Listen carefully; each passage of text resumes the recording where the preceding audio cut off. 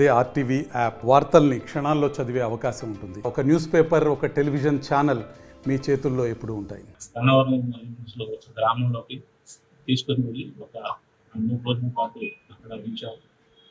ఆమె కావాల్సినటువంటి అన్ని కూడా సదుపాయాలు కల్పించి అక్కడ కూడా ముగ్గురు రోడ్లు ఆమెతో శారీరకంగా కలిసినట్టుగా మనకు దర్యాప్తు తెలిసింది. అలాగే ఆశ్రయం ఇచ్చినటువంటి ఒక వ్యక్తి ఇది కూడా మేము డిటెక్ట్ చేయాలి.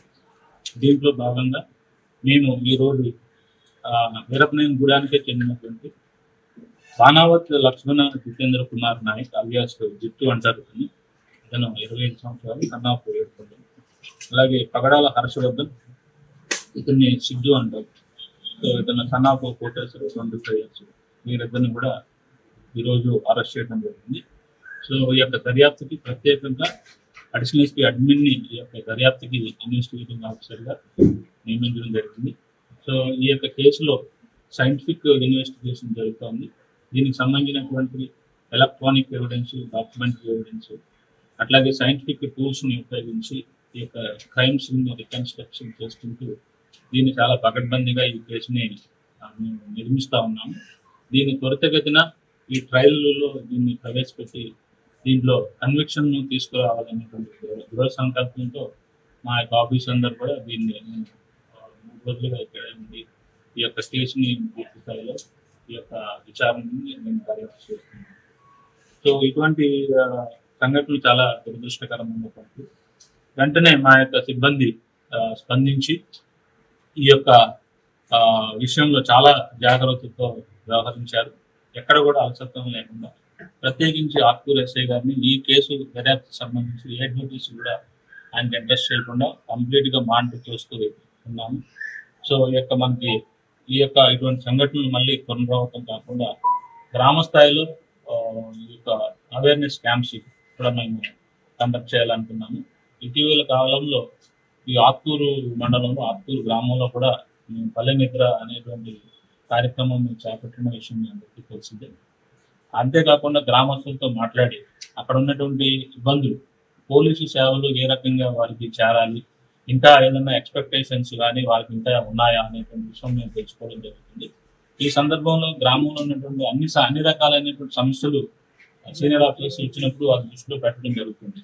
క్రానిక్గా ఇప్పటి నుంచో ఉన్నటువంటి భూ వివాదాలు కానీ, కుటుంబ కలహాలు కానీ, లేకపోతే ఇంకా ఏ రకమైనటువంటి సామాజిక రుగ్మతలు, ఈ యొక్క అంటే గాంజా కన్జంప్షన్ కానీ, లేకపోతే ఈ విద్యార్థులు సరైనటువంటి సమయానికి వెళ్ళకపోవడం, పాఠశాలలు, ఇటువంటివన్నీ కూడా మనకి దృష్టిలోకి వచ్చినప్పుడు వాటిని ఏ రకంగా మనం అవేర్నెస్ క్రియేట్ చేయాలి. సిటీలో ఉన్నటువంటి అన్ని పోలీస్ స్టేషన్స్లో ఈ పాప సంబంధించిన వివరాలని అభివృద్ధి.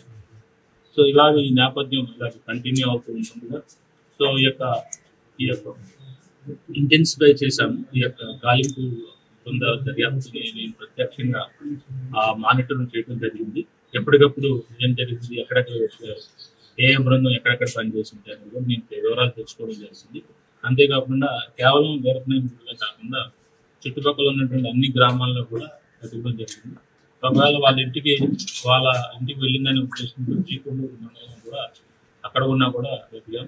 అంతేకాకుండా ఆమె వాళ్ళకి బంధువులు కానీ, స్నేహితులు కానీ ఇంటికి వెళ్ళేటువంటి అవకాశం ఉందేమనేటువంటి ఆలోచనతో వాటి అన్ని ప్లేసులు కూడా వెతికాము. అన్ని చోట్ల ఎక్కడికి కూడా తారసపడలేదు.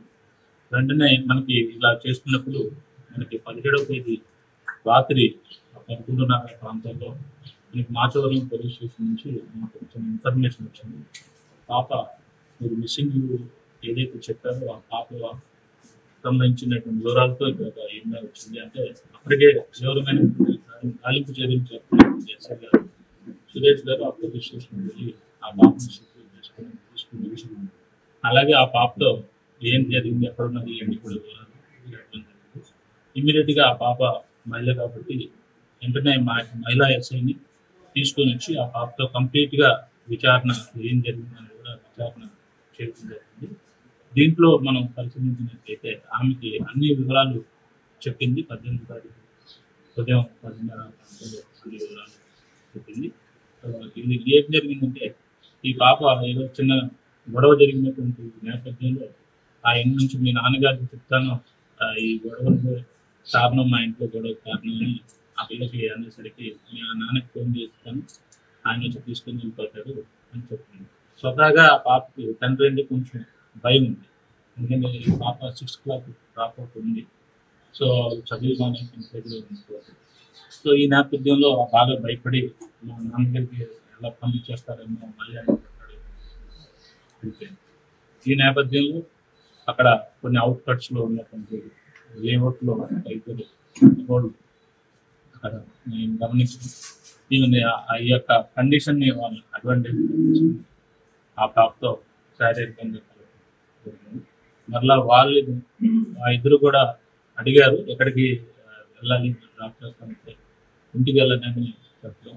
మళ్ళీ వాళ్ళని ఫ్రెండ్స్కి దగ్గరికి తీసుకొని వెళ్ళటంతో వారు కూడా శారీరకంగా అనుబంధంగా ఒకరితో. మరిన్ని వీడియోస్ కోసం ఛానల్ ని సబ్స్క్రైబ్ చేయండి. లేటెస్ట్ అప్డేట్స్ కోసం వాట్సాప్ ఛానల్ ని ఫాలో అవ్వండి. ఆ లింక్ డిస్క్రిప్షన్ లో ఉంది.